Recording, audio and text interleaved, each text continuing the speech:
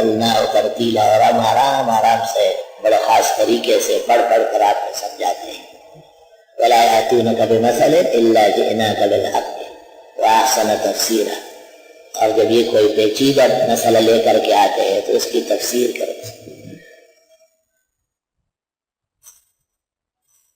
نزول پیغمبر کے پاس فرشتے کے ذریعے ہوا ہے، اور جبریل اس میں حاصل رہے۔ کچھ صورت ایسی ہے کہ بقیہ ملائک بھی اعزاز میں آئے ہیں، جیسے واتقوا یوما ترجعون فیہ الی اللہ ثم توفی کل نفس ما کسبت وہم لا یظلمون میں ملائک نے درخواست کی تھی، اور فرشتے بھی آ گئے، ہم بھی ساتھ چلے۔ تفسیر نظری قاضی ثناء اللہ صاحب پانی پتی بہت اعلیٰ اور عمدہ تفسیر ہے، خاص کر مذہب حنفی کی تائید اور تصویب میں تیر بہدف ہے۔ قاضی ثناء اللہ صاحب شاہ عبدالعزیز کا نثر ہے۔ شاہ عبدالعزیز محدث دہلوی ان کو بہکی وقت کہتے تھے، وقت کے بحقی، اور یہ خلیفہ ہے مرزا مظہر جان جانان کا۔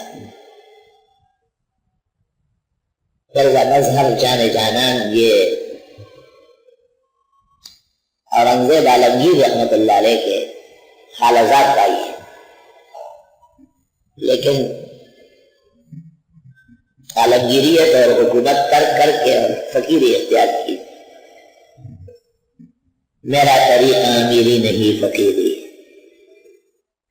تمنا کر کے دل کی ہو تو کر خدمت فقیروں کی، نہیں ملتا یہ گوہر بادشاہوں کے خزینوں میں۔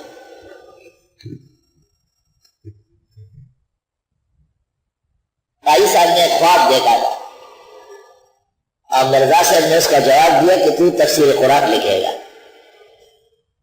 بھائی صاحب نے کہا میرا اس قسم کا کوئی ارادہ نہیں۔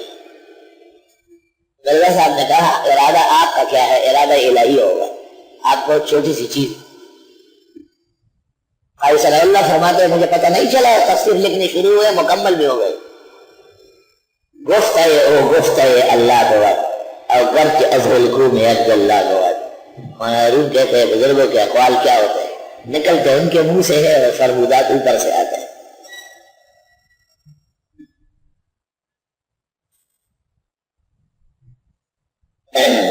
اس لیے علماء کوشش کرتے ہیں کہ ان کے بزرگ، ان کے اساتذہ، مشائخ، وہ ان کے بارے میں اچھے جملے کہے اور دعائیں دیں، اور اسے ناراض نہ ہو، اور ان کے لیے ترش الفاظ نہ کہے، بچنا مشکل ہو جائے۔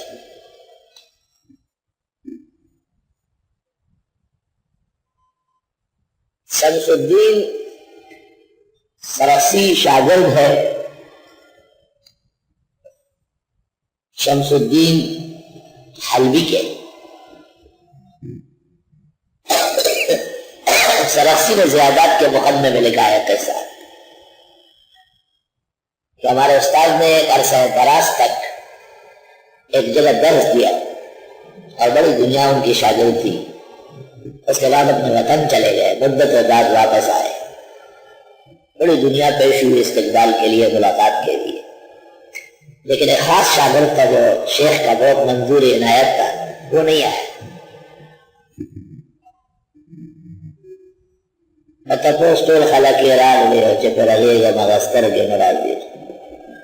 وہ آئے تو ان سے کہا کہاں گئے، اتنی دیر سے آئے، آپ کو تو پہلے ہی کھڑا ہونا چاہیے تھا۔ اس نے کہا کچھ کام وام ایسے تھے گھر کے، والدہ آنے نہیں دے رہی ہے، یہ آپ کچھ دیر خاموش رہے۔ اس کے بعد کہا کہ آپ کی عمر میں برکت ہوگی لیکن علم ختم ہو جائے۔ شمس الدین حلبی کہتے میں نے آنکھوں سے اس کو دیکھا ہے، لوگوں کو پتہ بھی نہیں چلتا تھا کہ یہ وقت کے حافظ علوم رہے، ایک عام گوارا سا بن گیا، خاک اور مٹی ہو گیا۔ استاد کے منہ سے نکلا کہ علم میں برکت ختم ہو جائے گی۔